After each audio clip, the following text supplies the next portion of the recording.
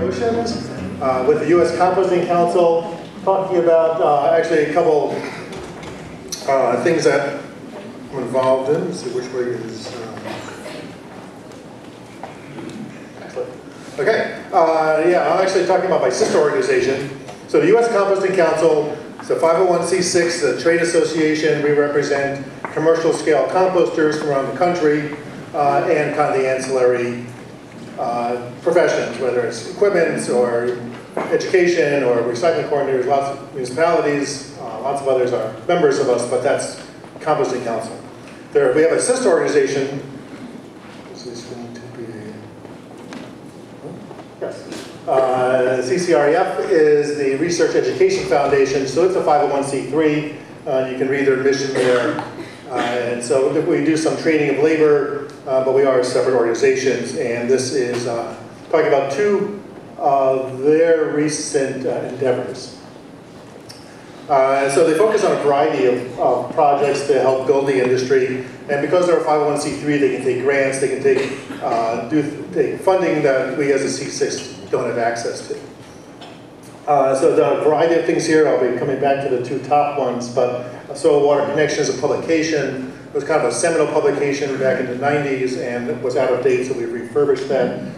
Scholarship programs, we do scholarships for high school and college age kids around who are working in composting, and that's just a new program, and it's been really great to see some of the proposals that are coming in and a variety of other research projects. But today I'm talking about these two things, which actually, as I got ready to do this talk today and focused on them, I decided they're actually renamed, they're misnamed. They're not really toolkits as much as resource kits, but because tools, like we had some other people here talking about the recycle ware, that's a tool. That's a tool you can use in a more tangible way than I think these are more toolkits, but really a collection of resources. So the first one is our Curb to Compost toolkit or resource kit.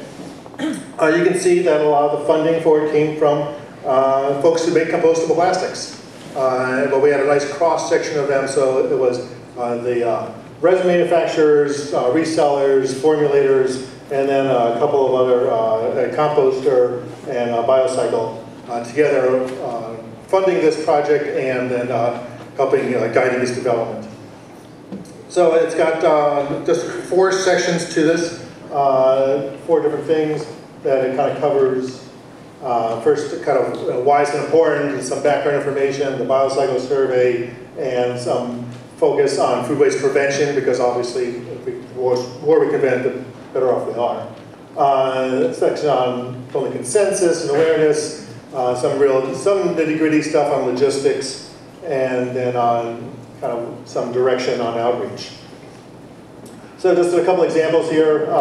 This is from the prevention side. So this is really a link to someone else's collection of tools. In this case, it's a collection to King County, and their link to someone else's information about how long does stuff keep in the fridge and how do you extend the life. So just a nice resource that is there to help folks reducing their food waste. Another section on the kind of where do you find bin supplies. Remember, this toolkit is only for adding food scraps to existing green waste collection programs. That was their focus. It was on the residential side more than the commercial side, so fairly narrow focus. Obviously, the people who supported that have vested interest in building those programs.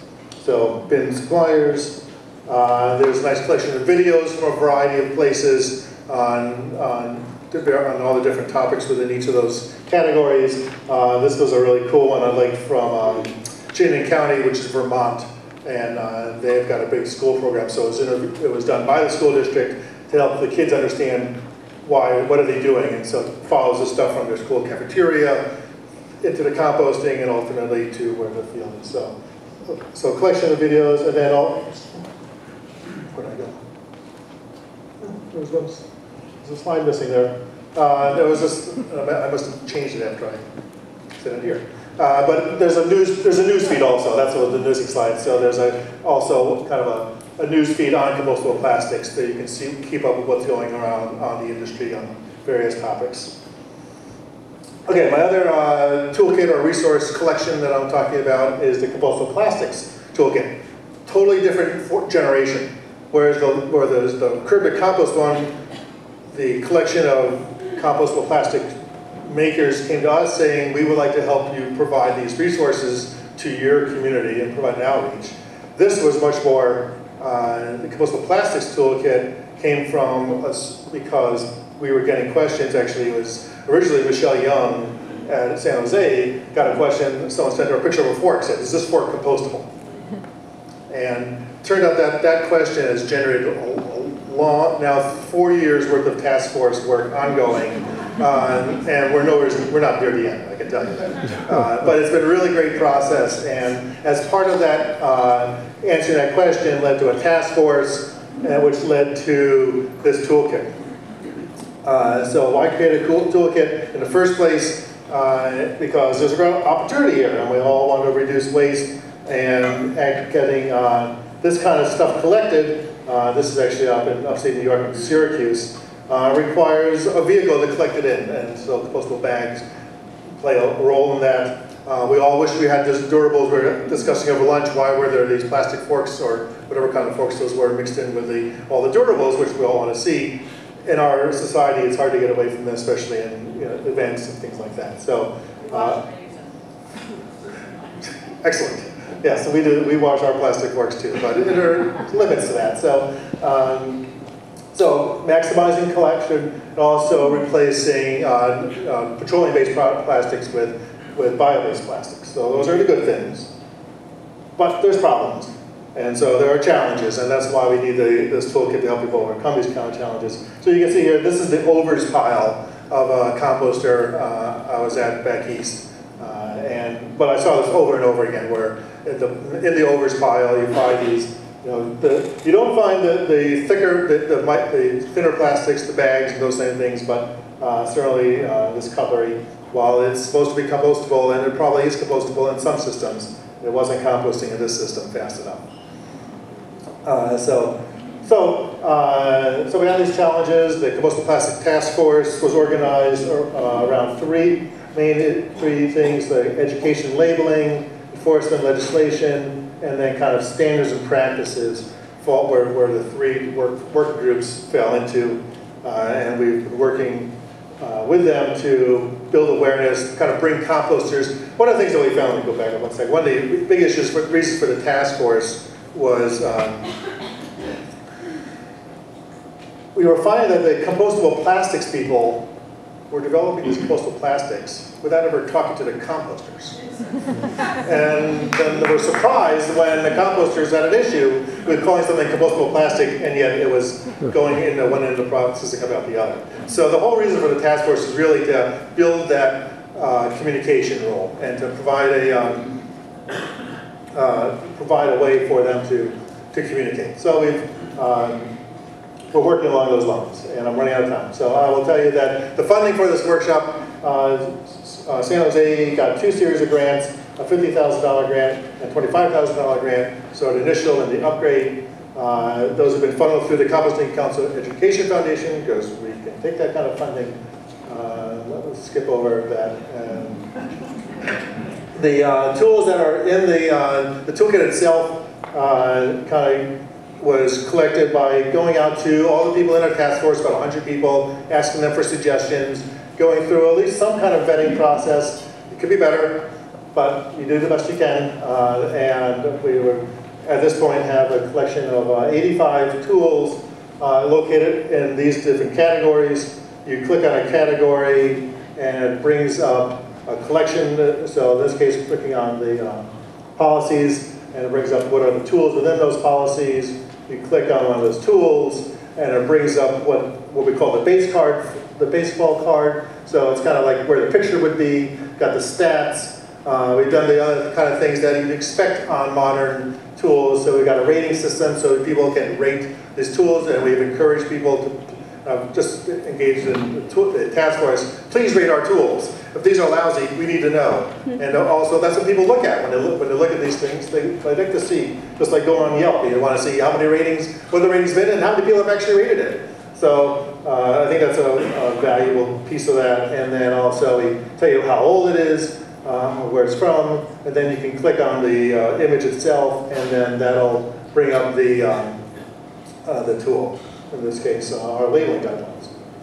So, oh, there's the news. I knew there was a news feed slide someplace. And again, so talked about that. We're looking for feedback. We're looking for you can leave comments right in the tool, or you can send feedback saying, why is this tool here? This is totally biased. You should get rid of this, or whatever you want to tell me. Because I'm the one who will see it, and hopefully by several days next week scheduled to work on this. So your time would be really good if you gave me that feedback right now. I love the people earlier who said that the process was iterative and ongoing. As a software process, it's iterative and ongoing. So that's really the case for this one. So looking for suggestions, looking for comments, and there's my contact info. So thanks for your attention.